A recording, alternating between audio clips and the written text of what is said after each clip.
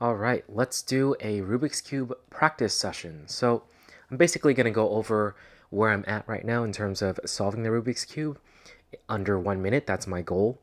And it's a really tough goal. It's been a while actually since we've started this whole, I guess, challenge. We did this March 4th, and today is, or we started this March 4th, and today is April 24th. And we're still not quite there yet. I think our average yesterday was about 1 minute and 30 seconds.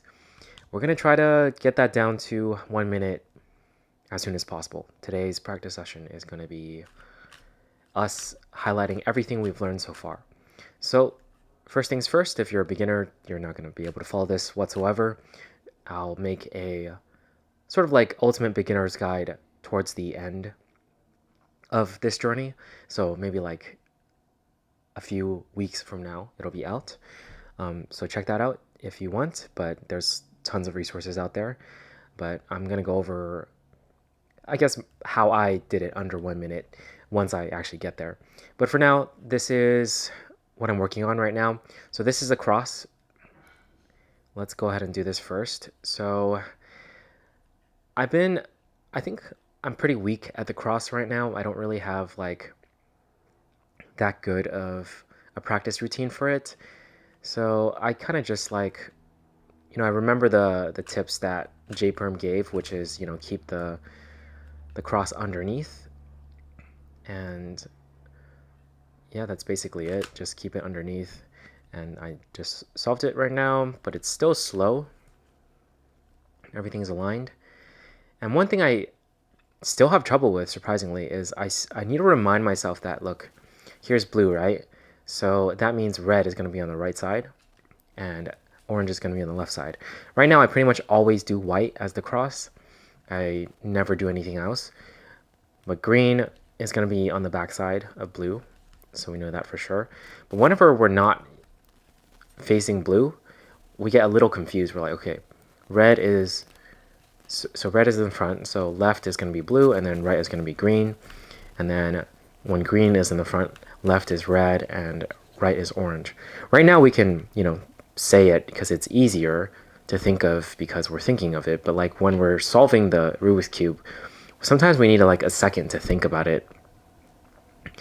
So this is something I feel like I can just mentally do all the time, is just tell myself like, okay, like, I don't know, maybe close my eyes, randomize it, and then be like, okay, what's to the right and left? And then red, orange. And then like, let's do it one more time. I kind of know like where the cube's at, so like it's cheating, but okay, so here's orange and then blue and green. Okay, blue and green. So it's just like being able to know based on where I'm at. And then F2L is the hardest thing right now for me. So at a glance, I can see that there's this white piece, there's this white piece, there's this white piece, and then these two pieces go together. There's the middle green and red that fit with this piece, and then these two go together as well, and this one goes with this one. Okay, so we have like 3 options, but for me, I don't really know like what the best option is. I probably just go with whatever I see first, because none of them are great. Like each of them I'd have to do something. Maybe this one's probably the easiest, so we can try it. So boom, boom, boom, boom, boom. And my finger technique sucks right now, so I need to fix that for F2L. And now we have this one right here.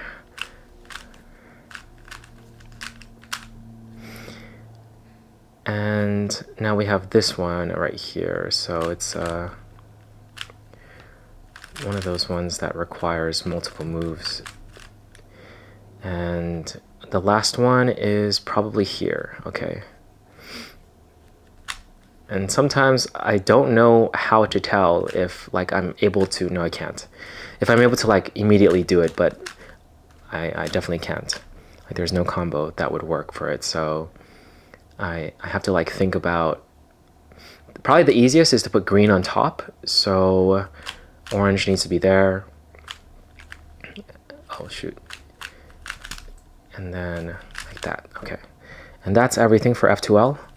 So I kind of have it, like, I know the proper technique, I guess, but it's just I need to really, I still need to think about it a lot, and that slows me down a lot.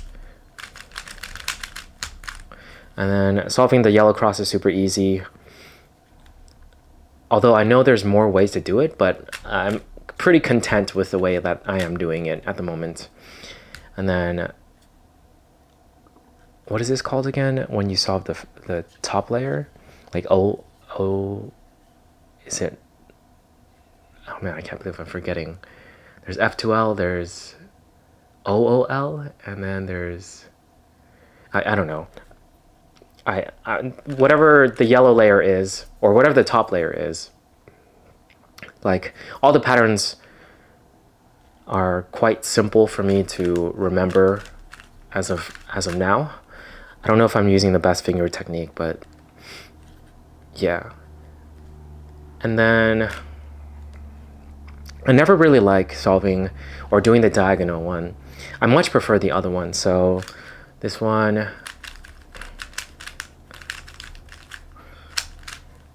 so we have that one solved, and now we just have the last, pretty much the last part. And for this one, I can always see like, okay, you know, this is blue and it needs to go here, and this needs to go here. So I have to like push to the right. So I start with my right hand at the bottom. Yeah. And there is, I guess, one solve with explanations. I don't know how effective it is. I mean, like saying things out loud, I don't think it's, I don't know. I've never done that, so I'm kind of like doing it right now. But anyways, whenever I mix it, I try to do some practice. Like I basically just practice the algorithms, but not like entirely in the same way. That was so messy.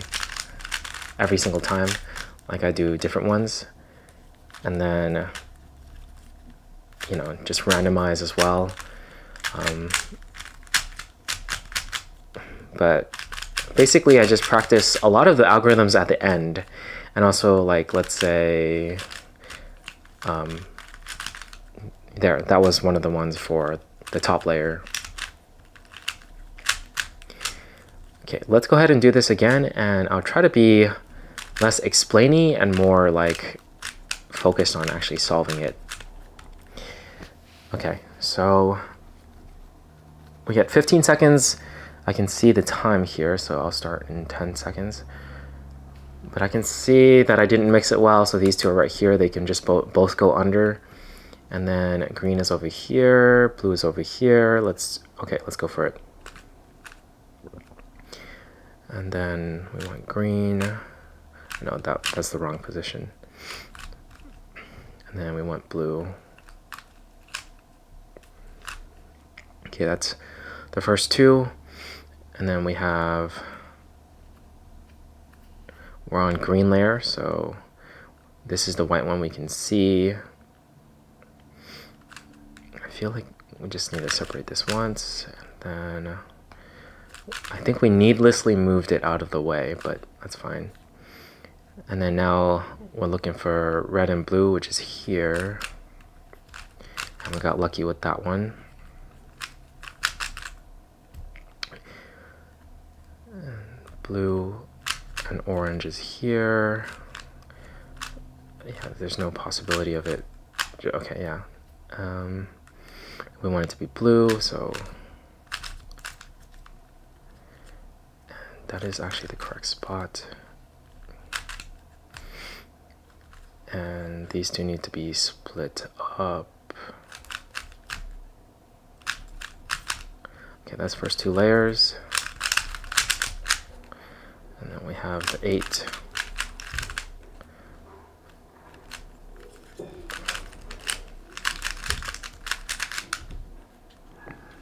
Push to the left. Oh, okay. Okay, that was kind of slow. I think that was 1 minute and 30 seconds, which is my average. Yeah. Anyways, so the techniques that I've been using, at least for like the top layer, is basically I just sort of like do the patterns, and then eventually they create new patterns. So I think it was called Suna or something, and then this one's anti-Suna. So there you go. And then I just basically do the same one, and then it creates the other one, which is Suna, and then I can do that one. So I just keep practicing it like that. I'm a little slower because I don't want to like bump into the camera, which is in front of me. But you can basically practice, or I've been practicing like all of the patterns this way. So that was, I think, pi. I don't remember every single name, but this one's kind of fun to do. It's like very like memorable. And then there's this one, which is like called H, I believe. And that one's like pretty interesting. Like I feel like each of them have a very distinct movement, so it's easy to practice. And sometimes they don't create like, you know, when I did H, for instance, it created the pattern of H. But like, for instance, when you do Suna, it creates the pattern of anti-Suna. And if you do anti-Suna, it creates the pattern of Suna. And then I just did, I forgot what it was called, but I did one, it creates the 8. But if you do it again, then it creates the pattern. I think this is T maybe. It creates the one that I'm actually supposed to use to solve. So sometimes that happens. Like, so for instance, if I were to do like 8 right now, this is what happens. It creates this one, which I think this one might be T. I'm not sure. It doesn't matter. But if I were to do it again, then it creates the one that I want, or the one that I'm solving for, basically. So that's what I've been doing a lot, is just repeating those patterns until I get it down. That's how I ended up memorizing it, is just like constantly like doing those patterns over and over again. And eventually you just, it just becomes, I mean, I'm being very sloppy right now. It becomes like second nature, and you don't have to think about it as much. So that's where I'm at. And the fingers that I use, I mean, I'll go over it once I create the tutorial, but the fingers I use, I don't know if it's the best. Honestly, I just kind of just do whatever I feel is right. And I always try to like switch off between left and right hand. That's the top layer. And then for like the final part, I also just like to like repeat the algorithms a lot until my fingers can just do them like quickly.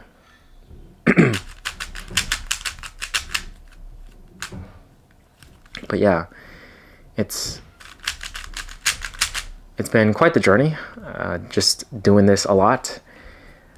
And now what I feel like I need to do is like just practice a whole bunch of the cross, and also of like F to L. Like that one's probably my weakest right now. So I would just mix it up and just like try my best to solve it as fast as I can. Right now I'm already like confused. I'm like, which one do I do?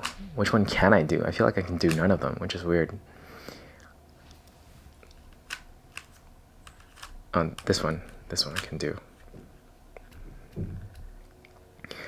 Yeah, but it's still, I'm still so slow. Part of me blames my fingering, but also I also feel like I shouldn't need or I shouldn't blame my finger. It's like there's so many other things that I'm missing.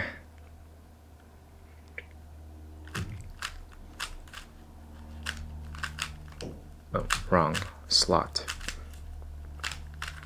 That still happens sometimes.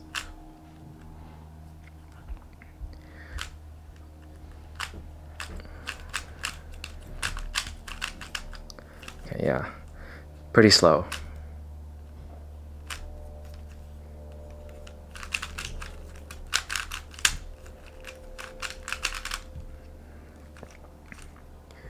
The last part is kind of slow as well. Something I noticed though, whenever I do the last part, let's mix it up actually, or not all the way, but just a different pattern. And let's do another pattern after this pattern to... Okay, I think that should probably mix it enough so that it works. Yes, okay. So what I notice also is whenever I do this thing to basically solve these two, or put them in the right place, because this is in the right place, this middle part moves to the other side. So I can sort of predict what might happen. So if this middle part moves to the other side, or do they switch? Because I know this moves, but does the blue one go into the red? Let me find out real quick. Yes, it does. Okay. So as you can see, the green moved here, and the blue moved here. And what that implies is like I will know that two pieces beforehand, and this should be able to tell me, depending on where these two are, like what to do afterwards. So it's just like a little bit of prior knowledge to set me up for the next part. And this one I like to just move it to the back first, and then oh, I almost messed up. Yeah, and then do that. Okay, but a lot of these things I feel like I didn't watch a tutorial to figure these things out. The more you do this, the more you kind of just realize these things. I only watched like the basic tutorials from JPerm about like how to do it initially, and then the more you do it, the more you recognize those patterns of like the switches, like this switch right here, and then like also the fact that, what am I doing? I think I just messed it up. Crap. Okay, yeah, the fact that it creates these patterns when you do like basically like any of the top layer algorithms, like it just recreates different patterns. Like you just notice these things when you do it a lot. And yeah, that's how I've been practicing. So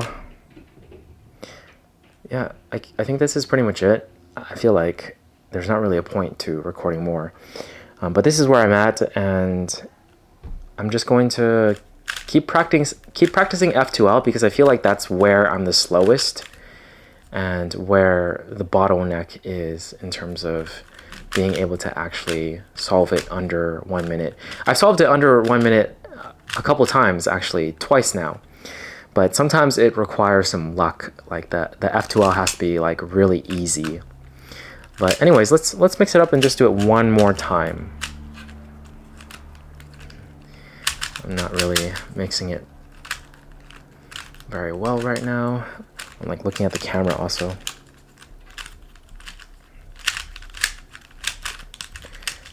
Okay.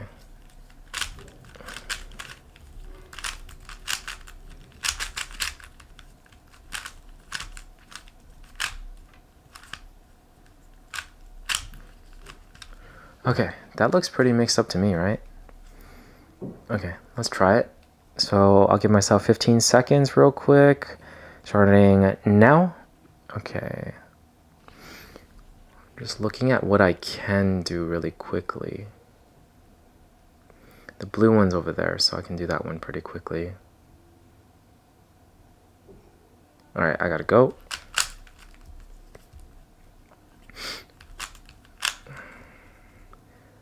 My God, this is going so slowly.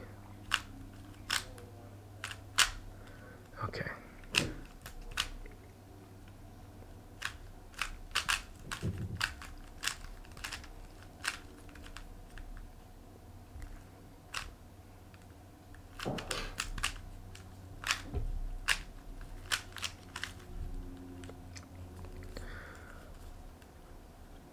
Green.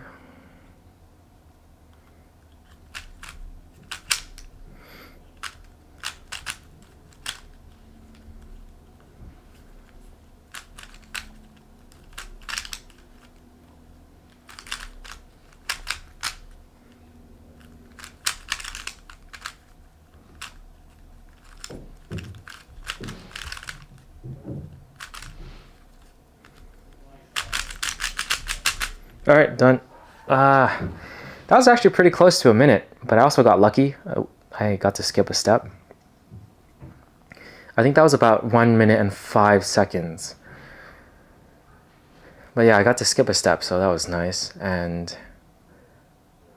there was definitely some mess ups there, though. All right, I'm pretty satisfied with that. Oops. Actually, I prefer it like this.